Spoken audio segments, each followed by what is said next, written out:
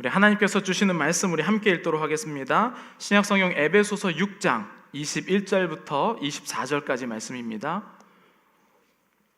신약성경 에베소서 6장 21절부터 24절까지 말씀, 제가 한 절, 여러분들이 한 절 교독하도록 하겠습니다. 21절입니다. 나의 사정 곧 내가 무엇을 하는지 너에게도 알리려 하노니 사랑을 받은 형제여, 주 안에서 진실한 일꾼인 두기고가 모든 일을 너희에게 알리리라.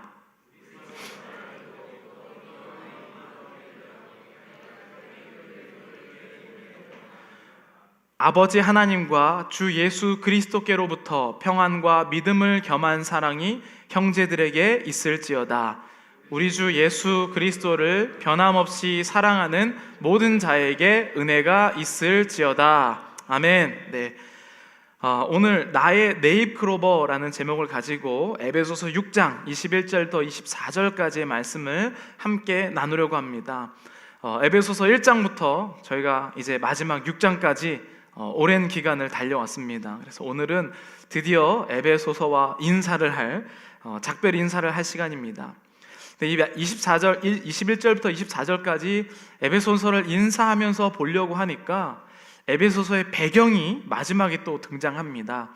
무엇이었냐면 바울은 현재 감옥에 갇혀 있고 바울이 직접 여기에 나오는 내용을 얘기하거나 편지를 전달한 것이 아니라 오늘 본문에 나오는 두기고라는 사람이 이 편지를 들고 에베소에서 가서 사람들에게 설명을 하고 또 본문에 보면 마음도 위로해 준다라는 그러한 표현을 하고 있죠. 그래서 결국 우리가 계속해서 몇 개월 동안 나눴던 이 에베소서는 두기고라는 사람이 전달해 준 내용이었습니다. 이 두기고라는 사람이 굉장히 중요한 것 같아요. 오늘 본문에 보면 저는 이 두기고라는 사람이 이 마지막에 정말로 하이라이트가 아닌가라는 생각을 해봅니다. 여러분, 두기고라는 사람에 대해서 한번 들어보셨죠? 네, 어떤 사람은 어디서 들어본 것 같기도 하고, 어떤 사람은 와, 이런 사람이 있었단 말이야 라고 생각하시는 분도 계실 겁니다. 두기고는 에베소뿐만 아니라 이제 목회 서신이라고 하는 그런 편지들도 전달한, 바울의 편지를 여러 번 전달한 굉장히 중요한 사람입니다. 저는 오늘 이 본문을 보면서 이런 생각이 들었어요. 사람이 직접 이 대면으로 페이스 투 페이스로 이야기해도 정말 많은 오해가 일어나는데 바울이 편지를 통해서 이 두기고라는 사람에게 이야기를 전달했을 때 사람들이 그대로 받아들였을까? 이런 고민이 들었습니다. 이제 그런 말이 있죠. 한국말에서 한 다리만 걸쳐도 오해가 생긴다는 그런 이야기들이 있는데, 와, 정말 이런 것들이 어떻게 일어났을까? 저는 그러한 궁금증이 생겼습니다. 제가 중학교 3학년 때 일인데요, 저희 친구 중에 참 말귀를 못 알아듣는 친구 한 명 있었습니다. 일부에도 얘기를 했는데 어렸을 때 이제 학교 숙제라고 하면 뭐에 대해서 이제 조사를 하고, 그다음에 종이로 뭐에 대해서 조사를 하고 뭐 사진도 붙이고 해서 이 선생님께 제출을 하고, 그 시간에는 선생님이 이제 시키면 발표를 하는 그런 시간이 있었습니다. 그 시간 중에서 선생님이 뭔 주제를 대해서 조사를 해오라고 했냐면 4월 19일 날 있었던 4.19 혁명에 대해서 조사를 해오라고 했습니다. 제가 4.19를 잘 기억하고 있는 것은 제가 목사 안수를 받은 날이 4월 19일이기 때문에 그 목사 안수 받은 동기들을 4.19 동지라고 제가 이름을 붙여서 해서 이제 4.19에 대해서 잘 기억을 하고 있는데, 그 4.19에 대해서 조사를 해서 선생님이 이제 막 몇 명씩 이제 시키기 시작했는데 그 친구를 선생님이 시키고 말았습니다. 태권도를 하는 친구였는데 그 친구를 딱 4.19 혁명에 대해서 발표하라고 했더니 그 친구가 딱 일어나서 4.19 혁명이 아니고 살구에 대해서 살구에 대해서 조사하는 것을 발표하기 시작했습니다. 4.19 혁명인데 살구는 무슨 색깔이고 언제 열리며 씨는 어떻게 뱉어진다, 이런 황당한 조사를 발표해서 선생님께 혼이 났죠. 그런데 이 일은 한 번 일어난 것이 아니었습니다. 저는 이제 성남에서 한국에서 학창 시절을 보냈는데 꼭 이제 그 학창 시절에는 자기 동네를 조사하는 그러한 또 시간들이 있죠. 성남에는 남한산성이 있는데요, 남한산성 중에 가장 높은 곳이 이제 수어장대라는 곳이 있습니다. 그래서 이제 보통은 거기에 가서 이제 뭐 사진도 찍고, 그다음에 조별 발표니까 뭐 거기 있는 팜플렛도 좀 들고 와서 좀 나눠주고 어떤 것이 있다 이렇게 소개하는 시간이 있었죠. 그래서 옛날에는 이제 조별 발표이기 때문에 뭐 전지라고 하는 큰 종이에 막 이렇게 서서 발표하고 이제 그렇게 했었습니다. 근데 그 친구와 같은 조가 돼서 이제 수어장대를 또 가고 있었는데 굉장히 생각보다 높습니다. 걸어서 올라가려면 한 1시간 넘어나 1시간 반인가 그 정도 했었던 것 같은데, 그 친구가 이제 올라가는 도중에 너무 목이 말라서 처음에 이제 방문소에서 팜플렛을 받고 손으로 들고 쭉 이렇게 올라가고 있었습니다. 중간에 너무 목이 말라서 중간에 또 약수터가 남한산성이 많기 때문에 약수터에서 잠깐 멈춰서 그 친구에게 야, 이 팜플렛 이거 가방에 넣어줘 이렇게 얘기를 하고 제가 물을 마셨습니다. 그리고 이제 다 위에 올라가서 뭐 사진도 찍고 이제 다 조사를 하고 팜플렛 갖고 집에 와서 이제 좀 숙제를 해봐야겠다라고 해서 가방에 있는 팜플렛을 찾았는데 팜플렛이 없었습니다.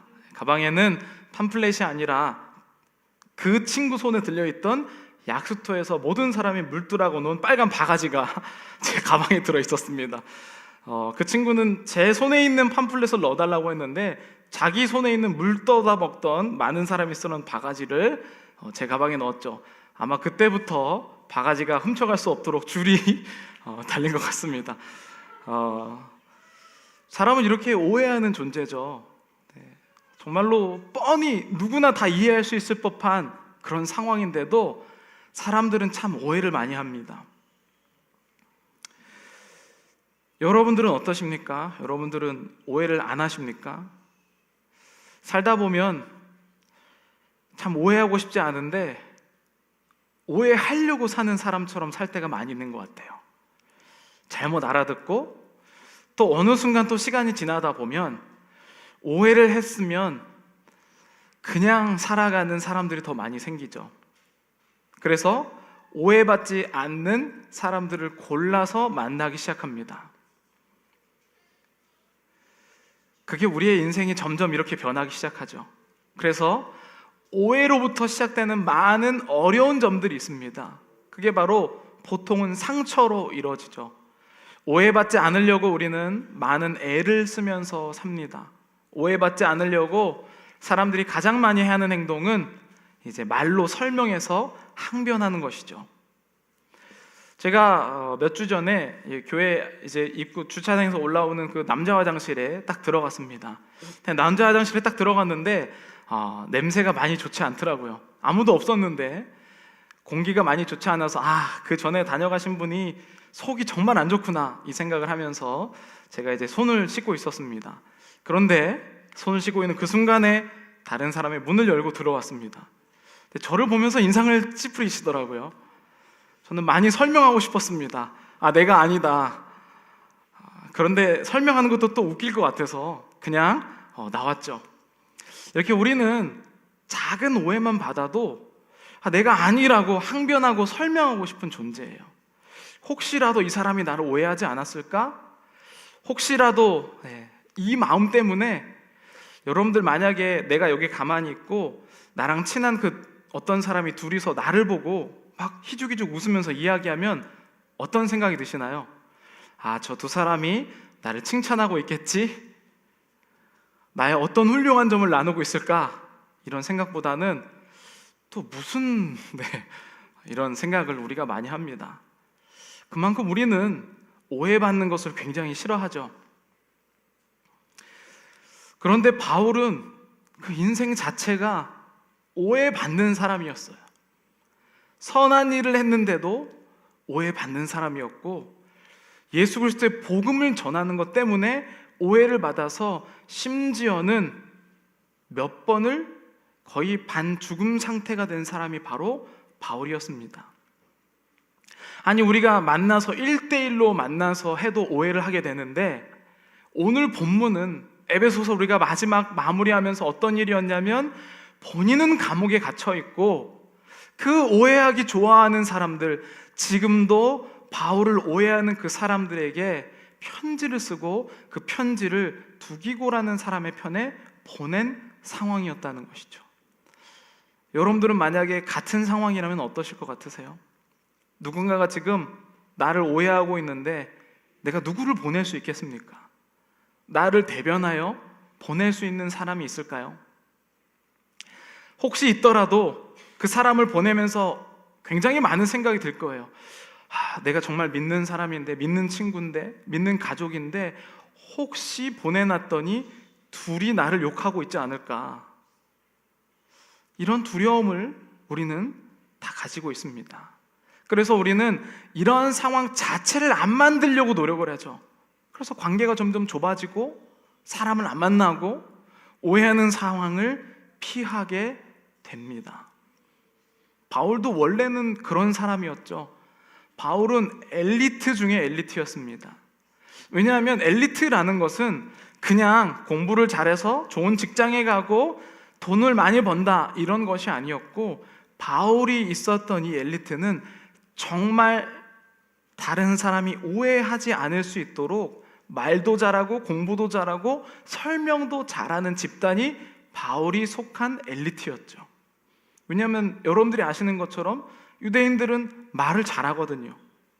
그러니까 바울의 인생은, 예수님을 만나기 이전의 바울의 인생은 자기가 오해받지 않으려고, 자기가 상처받지 않으려고 오히려 더 잘 설명하고 똑똑한 사람이었죠. 근데 이렇게 똑똑하고 설명을 잘하던 바울이 예수님을 만나고부터 어떤 인생으로 바뀌었는지 여러분 잘 아실 겁니다. 오늘 본문의 상황처럼 오해를 엄청나게 많이 받는 자리로 본인이 직접 가는 사람으로 바뀌었다는 거예요. 오해를 받지 않으려고 살던 인생에서 오해받아도 괜찮은 인생으로 바울이 바뀌기 시작했다는 거예요. 도대체 어떻게 이런 일이 일어나냐? 우리 인생이 그렇지 않습니까? 점점 우리가 편안해진다는 것, 우리가 기도에 말하는 하나님 만사 형통하고 평안을 달라고 하는 게 바울의 기도와는 아주 다릅니다. 바울은 도대체 어떻게 이런 일이 일어났을까? 그래서 제가 오늘 이 본문을 보면서 이런 생각이 들었어요. 바울은 상처를 받았는데 왜 괜찮았을까? 에베소서의 마지막에 보니까 바울이 정말 불안하면서 이 편지를 보냈을 것 같은데 내용을 보니까 확신에 차서 보냈더라고요. 도대체 왜 바울이 이렇게 할 수 있었을까? 저는 그 첫 번째 이유를 이렇게 이야기를 합니다. 한번 따라해 볼까요? 바울이 상처받아도 깨닫던 이유 첫 번째는요, 예수님의 사랑을 받고 사랑했기 때문입니다. 예수님의 사랑을 받고 사랑했기 때문입니다. 자존감이 굉장히 높았었던 것 같아요. 그 자존감이 상처받아도 뭔가 있다는 자존감이었죠. 내가 예수님께 사랑을 흠뻑 받았기 때문에 내가 어느 장소에 가서 그 누가 나를 오해하고 상처를 줄지라도 괜찮다는 그런 강력한 믿음이 있었기 때문입니다. 예수님의 사랑을 흠뻑 받았죠. 그래서 예수님의 사랑을 받고 또 예수님을 사랑했기 때문에 그 전에는 오해받지 않는 곳을 골라 다녔지만 이제는 오해를 받는 자리로 바울이 가기 시작했습니다. 여러분들, 사람들이 교회에 와서 자랑하는 기도의 제목이 무엇입니까? 어떤 여행을 갔는데 어떤 사람은 그 여행의 시기가 아주 골치 아픈 시기였다, 이렇게 고백하는 사람들이 있죠. 근데 나는 그 여행자를 갔는데 제가 갔을 때는 비도 안 오고 제가 갔을 때는 막 운이 좋아서 막 다 누렸다, 이런 자랑 우리는 참 많이 합니다. 근데 그런 자랑을 많이 하는 곳이 어디였냐면 신약 성경에서 가장 어려웠던 교회, 고린도 교회였습니다.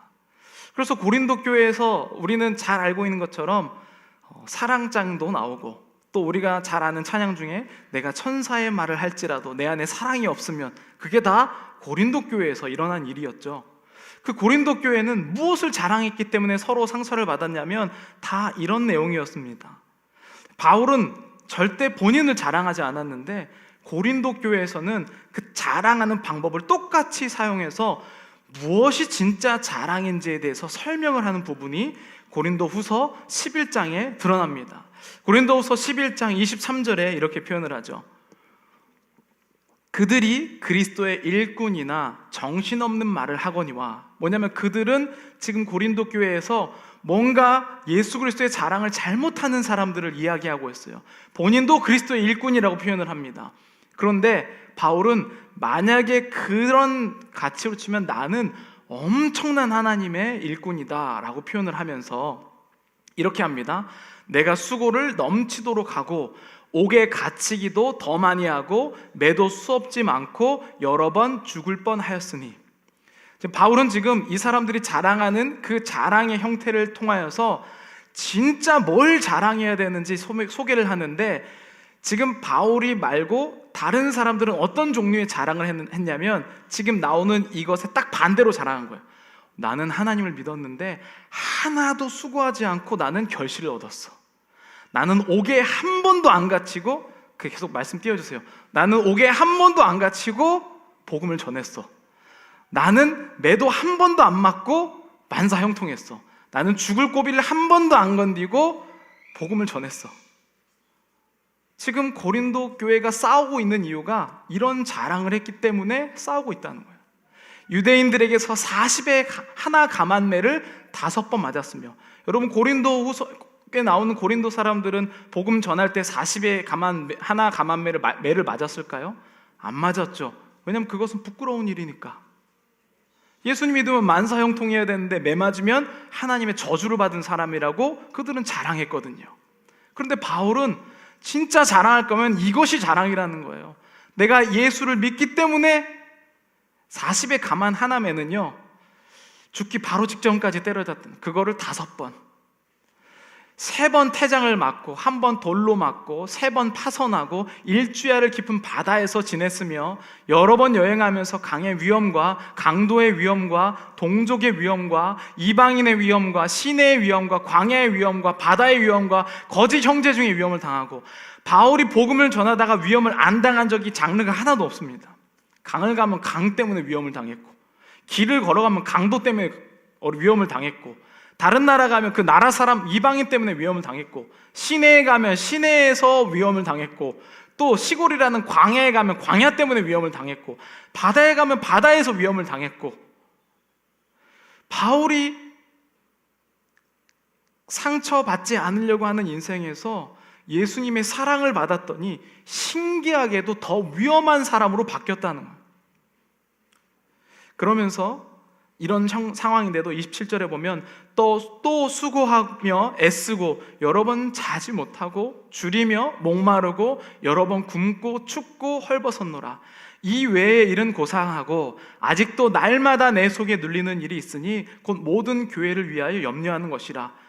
예전일 뿐만 아니라 지금도 내가 밤에 잠을 못 자는데 그 이유는 지금도 나를 오해하고 나에게 상처 주고 언제 무너질지 모르는 이 선교지의 상황을 보면서 나는 하나님의 거룩한 부담감 때문에 잠도 못 잔다고. 누가 약하면 내가 약하지 아니하며 누가 실족하게 되면 내가 애타지 아니하더냐. 내가 부득불 자랑할진대 내가 약한 것을 자랑하리라. 나 원래 자랑하고 싶지 않은데 정말 내가 할 수 없이 너희들이 자랑하기 때문에 진짜 그리스도인이 뭘 자랑해야 되는지 알려줄게. 우리는 내가 얼마나 예수님 때문에 고난당하는지를 자랑하는 사람들이라 라고 부득불 안 하고 싶은데 자랑한다고 표현합니다. 도대체 이게 왜 일어나는 일입니까? 예수님을 사랑하기 때문에 일어난 일입니다. 사랑하지 않으면 이러한 일이 일어날 수가 없습니다. 왜냐하면 사랑하기 때문에 상처를 받는 것이죠. 사랑하기 때문에 부담도 감수해야 됩니다. 사랑하기 때문에 어려운 일도 일어나죠. 근데 여러분, 예수를 사랑하지 않으면 예수님 때문에 상처받는 것, 그것 하소연하러 교회 오는 거죠. 예수님, 제가 한번 언제 여러분 노방전도 가고 직장에서 그래 내가 한번 복음 전해봐야지 그러면서 정말 많은 1년은 내가 마음속으로만 막 덜덜 떨다가 드디어 내가 이 직장 내 누군가에게 복음을 전하려고 입을 딱 열었어요. 근데 정작 그 사람은 이 사람이 뭔 말하는지도 모르는 그런 부끄러움 때문에 복음을 딱 전했는데 그 사람이 나에게 상처를 준다면 여러분들은 어떻게 하시겠습니까? 괜히 하나님 말씀 전했다가 복음 전했다가 괜히 내가 안 받아도 되는 오해를 받네 라고 하면서 다시는 복음 전하지 않겠죠. 그게 일반적인 사람들이에요. 근데 바울은 어떤 일이 일어났냐면 예수님을 사랑하기 때문에 자기가 사랑하지 않는 사람을 만날 수밖에 없던 거예요. 이게 예수 믿는 자들의 변화가 일어나는 겁니다. 내가 원래 제정신이었으면, 내가 예수님을 안 믿었으면 내가 만나고 싶은 사람만 만나면 되잖아요. 그렇죠? 오늘날 우리가 딱 그렇게 살지 않습니까? 교회 안에서도 심지어 그러는데, 교회 안에서도 심지어 뭐 같은 그룹이 되고 뭐하면 내가 이 사람만큼은 안 만났으면 좋겠다. 근데 바울은 예수를 사랑하기 때문에 상처받는 것을 두려워하지 아니하고 사랑하지 않는 사람을 만나는 게 바울의 인생이었습니다. 예수님을 믿으니까 친하지 않은 사람을 사랑해야 했고 그들을 설득해서 예수님의 복음을 전해야 했습니다. 자기를 거짓 사도라고, 저 바울은 예수를 만난 적이 없어, 사도가 아니야 라고 하는 사람들에게 직접 찾아가서 자기가 왜 사도인지에 대해서 설명했습니다. 오늘날의 기준으로 그냥 안 만나면 되는 거 아니겠습니까? 나 미워하는 사람, 내 뒤에서 욕하는 사람 그냥 안 만나면 되는데, 바울은 예수님을 사랑하기 때문에 그 사람들에게 가서 나를 오해하는 그 사람들을 만나러 갔다는 거죠. 그런데 바울이 그런 상황에서 상처받지 않는 이유가 바로 예수님의 사랑을 받아서. 왜냐하면 예수님은 내가 상처받고 사람들이 나를 욕하고 나를 미워할지라도 끝까지 믿어주신다는 예수님에 대한 확신이 있었기 때문이죠. 여러분들 지금 친한 사람 한 명 꼽아보십시오. 내가 정말 잘못을 했을 때 그 사람이 나를 용납해 줄 수 있을까요? 그 사람이 심지어는 나의 죄를 뒤집어 쓰고 법정에서 내가 이 사람 대신 살인했다고, 내가 이 사람 대신 죄를 지었다고 얘기해 줄 수 있을까요? 그럴 수 있는 사람이 어디 있을까요? 부부관계, 부모와 자녀와의 관계, 세상에는 그럴 사람이 없다는 거죠. 바울은 여기에서 그 사랑을 느낀 거예요. 아, 내가 그렇게 믿고 내가 그렇게 확신했었던 많은 사람들, 돈, 명예, 그것이 나를 행복하게 할 수 없구나. 바울은 오직 예수 그리스도만이 나를 위해서 내 죄를 뒤집어 쓰고 죽을 수 있다는 그 사실을 깨달은 겁니다.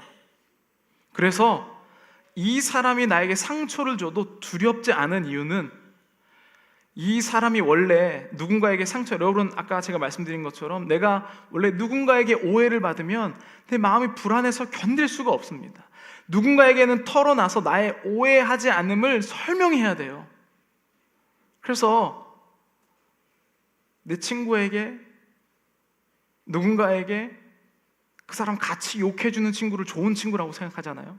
그렇죠? 그래서 그 사람 위로를, 어떤 위로받기를 원합니까? 아유 괜찮아, 나라도 그렇겠다. 이걸 좋은 위로라고 생각을 해요.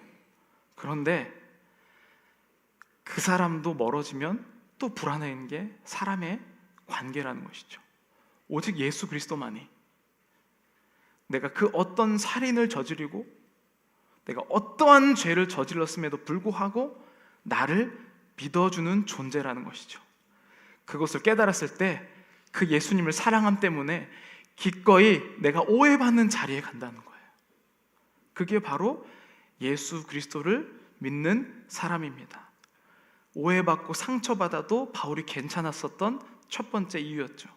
그리고 오늘 바울이, 그런데 오늘 두 사람이 나오잖아요. 바울이 바로 이 두기고도 똑같은 사람이라고 표현을 해요. 참 희한하죠. 어떻게 바울이 정말 그 한 사람을 또 믿을 수 있었을까? 여러분 오늘날에 우리가 단 한 사람이라도 바울이 두기고를 믿는 것처럼 믿을 수 있다면 이 세상 외롭지 않을 거예요. 그런데 그 한 사람이 없어서 많은 사람들이 심지어 교회를 와서도 힘들고 공허하고 외로워합니다. 어떻게 두기고라는 사람이 나타날 수 있었을까? 두기고라는 사람의 뜻은 행운이라고 이야기를 합니다. 행운이요. 근데 그 행운이 갑자기 하늘에서 떨어진 행운이 아니더라고요. 여러분 한국 사람들이 잡초가 넓게 있는 그 풀밭에 가면 공통적으로 하는 행동들이 있죠. 네잎클로버 찾기입니다. 시간이 나면 왜 그렇게 네잎클로버 찾는지 모르겠어요. 네잎클로버 여러 가지 유래들이 있지만 왜 네잎클로버가 행운의 상징이 되었을까?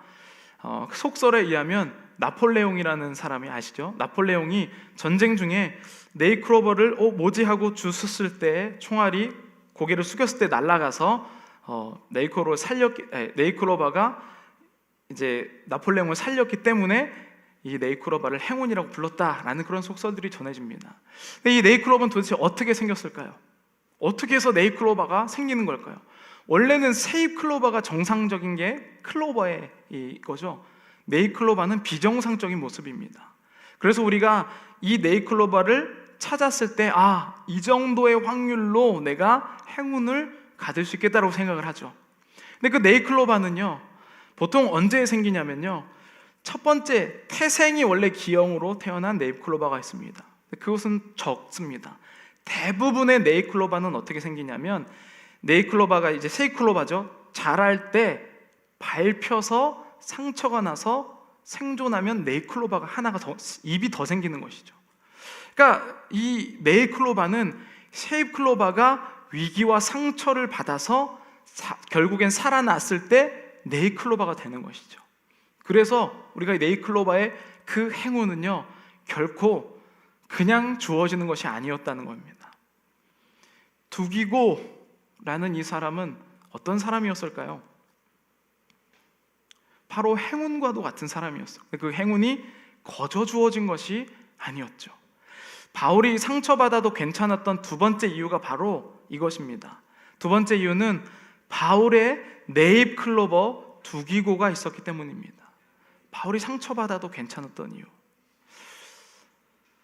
21절에 보면 이렇게 표현하죠. 나의 사정 곧 내가 무엇을 하는지 너희에게도 알리려 하노니 사랑을 받은 형제요 주 안에서 진실한 일꾼인 두기고가 모든 일을 너희에게 알리리라. 두기고에 뭐라고 설명하냐면요, 사랑을 받은 형제라고 표현을 해요. 어떤 사랑일까요? 예수 그리스도의 사랑이죠. 누가 뭐라고 해도 무너지지 않을 예수 그리스도의 사랑을 가득 찬 그 두기고를 보낼 때 바울은 두렵지 않았다는 거예요. 여러분, 근데 또 두기고의 입장에서 한번 생각해 보시죠. 사람들은 바울을 오해하고 있어요. 그런데 내가 그 바울을 대신해서 편지를 갖고 가야 돼요. 그럼 두기고가 이 편지를 들고 갔을 때 에베소 사람들은 환영했을까요? 아니면 의심의 눈초리로 바라봤을까요? 의심의 눈초리로 바라봤겠죠. 결코 반기지 않았을 겁니다. 그런데 바울은 이 두기고를 보내면서 뭐라고 확신하냐면, 주 안에서 진실한 일꾼인 두기고가 모든 일을 너에게 알리리라 라고 표현을 해요.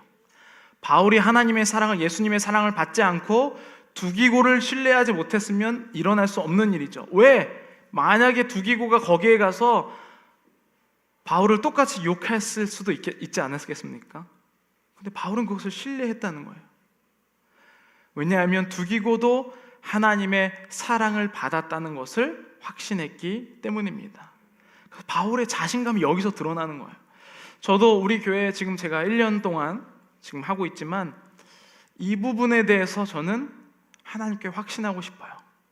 그리고 제가 여러분들에게 직접 말하는 것보다 지금 교회 곳곳에 있는 두기고들이 나타나기를 간절히 원합니다.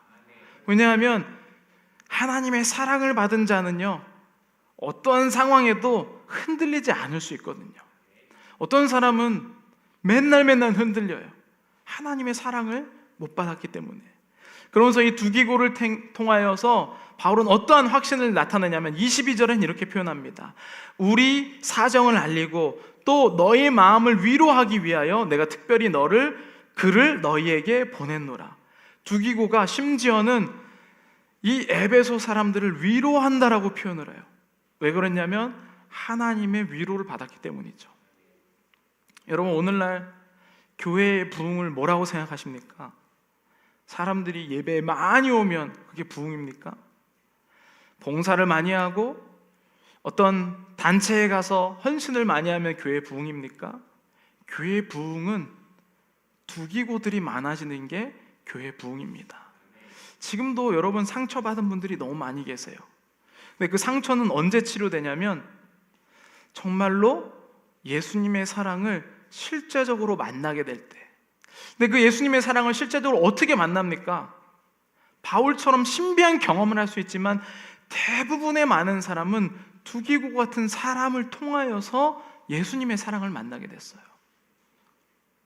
오늘날에 여러분 예배만 드리고 가면 두기고를 만날 수가 없습니다.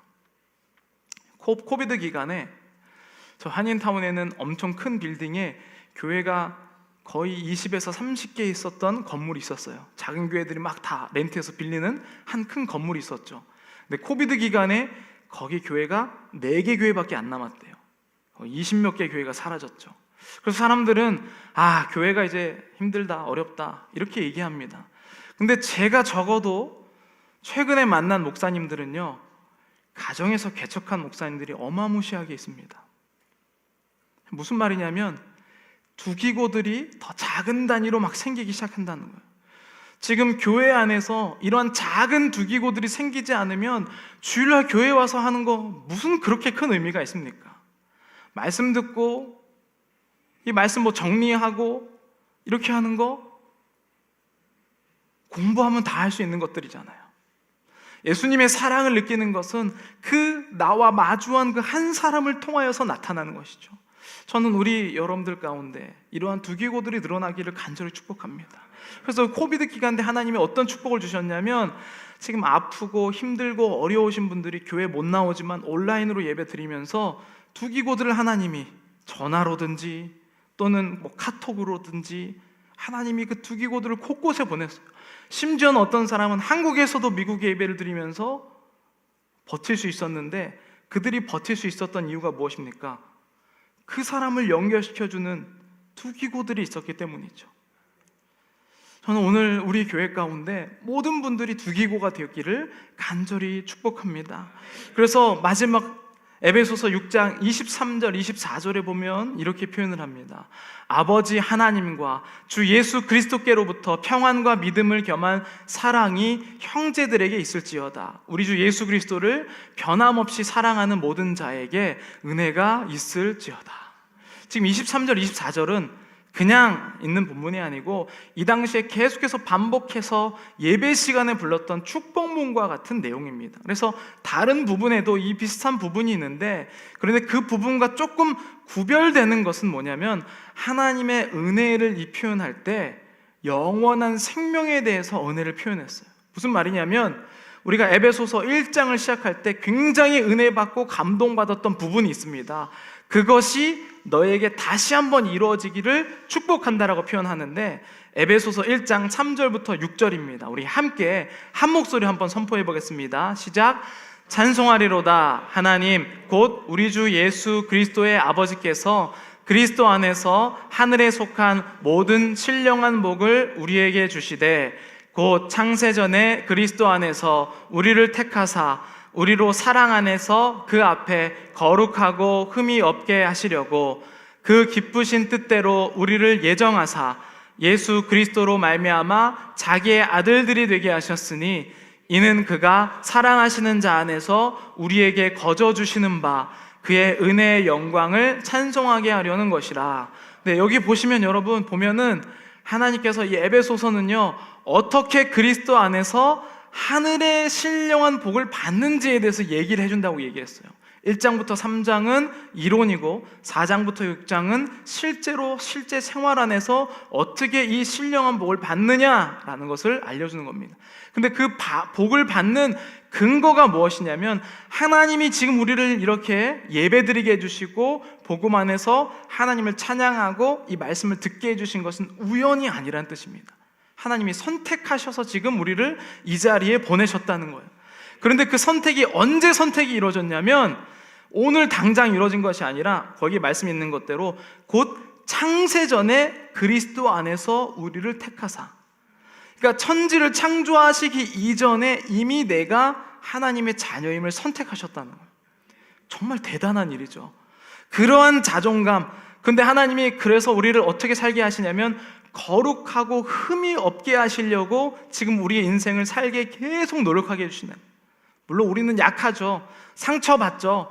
오해받지 않을 자리에 찾아가는 게 우리의 본성입니다. 그런데 이 마음이 깨달아지는 순간, 곧 창세전에 그리스도 안에서 우리를 택하사라는 이 축복이 내 안에 들어오는 순간 우리는 오해받아도 되는 사람으로 변하기 시작하는 겁니다. 그동안 내 마음이 약해서 상처받고 어려울까봐 움츠려들었던 인생에서 하나님이 나를 선택하셨기 때문에 어디를 가도 괜찮은 인생으로 변하기 시작한다는 것이죠. 그러면서 예수께서, 그리스도께서 우리를 아들과 딸이 되게 하셨고, 마지막에 6절에 이렇게 표현했어요. 이는 그가 사랑하시는 자 안에서 우리에게 거저 주시는 바 그의 은혜의 영광을 찬송하게 하시려고. 결국에 우리가 날마다 어떤 이야기를 하냐면, 하나님 상처받아도 하나님의 은혜에 감사합니다. 그래서 여러분, 시편을 보면 그렇게 찬송시가 많아요. 그런데 그 찬송이 언제 쓰였는지 아세요?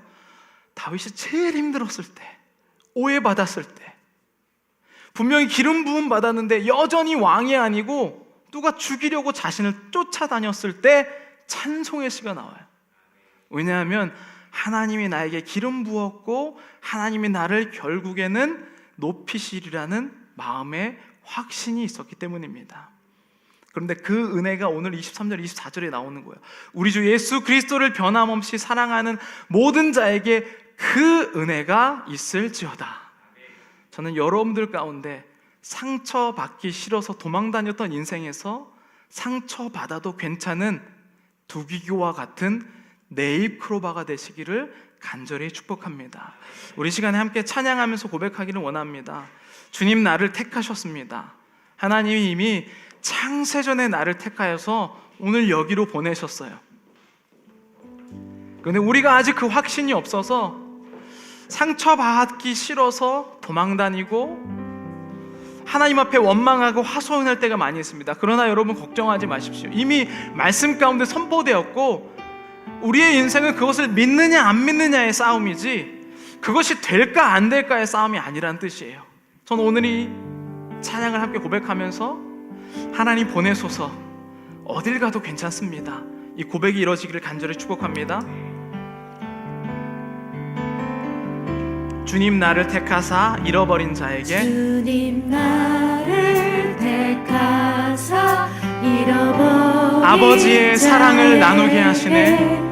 아버지의 사랑을 나누게 하시네. 어두움을 밝히며 차가운 마음 녹이는, 어두움을 밝히며 차가운 마음 진리의 빛 전하게 하소서. 진리의 빛 전하게 하소서. 우리 2절 가사 하겠습니다. 성령으로 임하사 소망 없는 자에게, 성령으로 임하사 소망 없는 자에게 생명의 그 말씀을 전하게 하시네. 생명의 그 말씀을 전하게 목자 없는 양같이 방황하는 저들에게, 양같이 방황하는 저들 주의 사랑 전하게 하소서.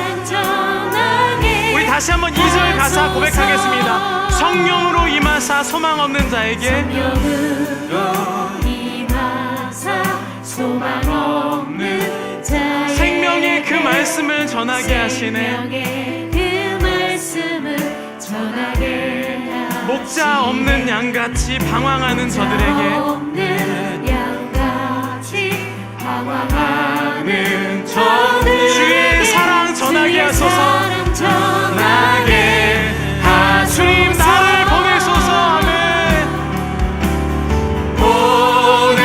보내소서. 시련이 찾아올 때도 주님의 눈물 기억하게 하소서. 보내소서. 보내소서. 주께서 가신 길을 나도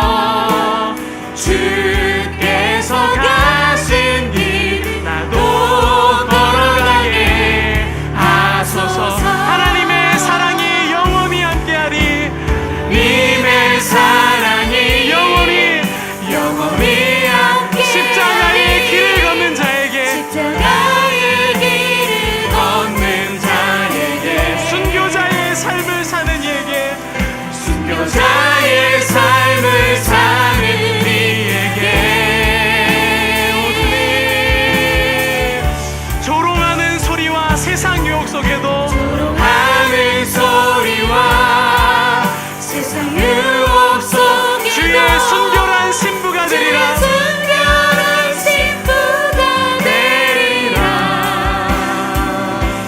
내 생명 주님께 하나님의 사랑이 영원히 함께하리. 아멘. 주여 이 시간 함께 하나님의 사랑이 영원히 함께하리. 하나님의 사랑이 영원히 함께하리. 십자가의 길을 걷는 자에게 십자가의 길을 걷는 자에게 순교자의 삶을 사는 이에게 순교자의 삶을 사는 이에게 조롱하는 소리와 세상 유혹 속에도 조롱하는 소리와 세상 유혹 속에도 주의 순결한 신부가 주의 되리라. 순결한 신부가 되리라. 내 생명 주님께 드리리. 내 생명 주님께 드리리. 우리 이 시간 다 함께 하나님께 통성으로 기도드릴 때에 주님, 바울이 감옥에 갇히고 오해받는 상황이었지만 예수님께 받은 그 사랑이 있기 때문에 오해받는 것을 두려워하지 아니하고 두기고라는 사람을 통하여서 이 에베소서를 전하는 그 마음을 봅니다. 주님, 우리의 마음을 볼 때 얼마나 상처가 받은지, 오해받는 것은 하기도 싫고 상처받는 것은 너무나도 두려워서 오해받지 않고 상처받지 않는 자리를 골라서만 다녔던 우리의 마음을 봅니다. 주님, 우리가 오늘 이 에베소서를 마무리하면서 내가 두기고가 되게 하여 주시옵소서. 내가 그 하나님의 사랑을 충만하게 경험할 수 있는 사람 되게 하여 주옵소서. 오늘 이 자리에 내 자존감이 아직 이루어지지 않아서 예수 그리스도의 자존감이 없다면 주님, 오늘 나에게 두기고를 보내주시옵소서. 지금 주님의 사랑을 확신하는 자 있다면 주님, 내가 그 두기고가 되겠습니다. 이제는 상처받는 것을 두려워하지 아니하고 내가 열심히 나가겠습니다. 하나님이 이 교회 가운데 두기고가 되려는 자와 두기고를 받는 자들 풍성하게 하여 주시옵소서. 우리 시간 통성으로 함께 기도하겠습니다. 하나님 아버지, 우리의 아버지 인생들이 너무나도 아버지 불안하여서 하나님 날마다 이 이민사회 가운데 상처받지 않으려고 살아가는 우리들이 너무나도 많습니다. 하나님 아버지, 우리의 인생을 주님께서 위로하여 주시옵소서. 하나님 가정에서도 너무나도 힘이 들고 직장에서도 힘이 들고 하나님 심지어는 교회에서도 우리가 너무나도 힘이 들어서 상처받지 않은 자리를 아버지 가려고 애쓰는 우리의 모습 보이죠. 하나님, 그러나 바울이 예수 그리스도를 만난 이후로부터 상처받는 그 자리를 자신있게 나간 것처럼 하나님, 오늘 우리에게도 우리에게도 두기고의 역사가 일어나게 하여 주시옵소서. 하나님, 예배의 아버지 회복되는 자들이 늘어나기를 원합니다. 하나님, 보이지 않는 것 같아도 내가 오늘 상처받을 것을 알면서도 하나님 그 걸음을 걷는 자들이 늘어나게 하여 주시옵소서. 아버지, 두렵고 힘들고 하나님 아버지 정말 어렵지만 아버지께서 그 상황을 보낸 것처럼 온전히 아버지 그런 회복들이 일어나게 하여 주옵소서. 주의 역사와 하나님의 아버지 그 사랑하심이 한 사람 한 사람 통해서 일어나게 하기를 원합니다. 아버지께서 붙잡아 주옵소서. 하나님, 이제는 아버지 그것을 위하여 기도의 자리들이 드러나게 하여 주옵소서. 스스로 아버지만 주여 찾아간 자들이 일어날 수 있도록 주께서 아버지만 주여 붙잡아 주시며 그 생명의 아버지 걸음들이 일어날 수 있도록 주께서 인도하여 주옵소서. 주님, 채워 주옵소서. 하나님 아버지, 오늘 여기 이민사회를 살아가다가 그 상처가 너무 커서 다시는 그 상처를 받고 싶지 않아서 연약한 마음으로 주님의 전에 나온 많은 사람들이 있습니다. 주님, 그러나 바울이 예수님을 만났던 것처럼 두기고가 사랑을 받은 형제라고 고백된 것처럼 오늘 이 자리 가운데 나를 위해 대신 죽으시고 내가 그 어떤 오해를 받을지라도 내가 너를 믿겠다고, 내가 너를 위해 대신 죽겠다고 말씀하시는 예수 그리스도의 그 충만한 사랑을 만날 수 있는 그러한 시간이 되게 하여 주시옵소서. 주님, 아직도 그 마음의 공허함 때문에, 힘듦 때문에 자존감이 무너져서 상처받지 않으려고 몸부림치는 인생이 있다면, 이제는 상처받아도 나를 믿어주시는 예수 그리스도가 있음을 확신하는 자로 변화되게 하여 주시옵소서. 하나님, 우리가 머리로 모르지 않습니다.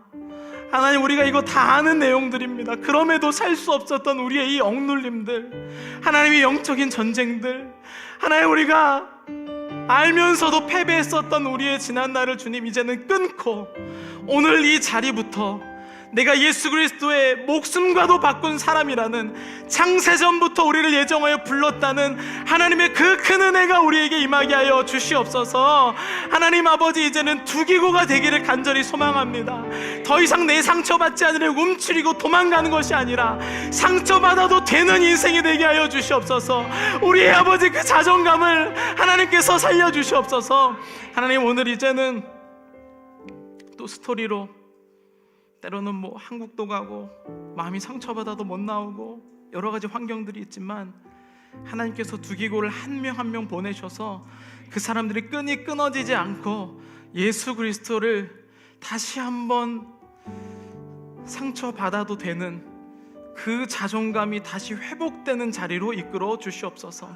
주님, 오늘 여기 두기고가 되기로 결심하는 자들이 있습니다. 하나님, 그들이 흔들리지 않을 수 있도록, 영적인 전쟁에서 지지 않을 수 있도록, 영적인 전신갑주를 취할 수 있도록 도와주시옵시고, 이 에베소서가 우리의 힘이 되어서 하나님의 능력으로 나타나며 선포할 수 있도록 주님 채워 주시옵소서.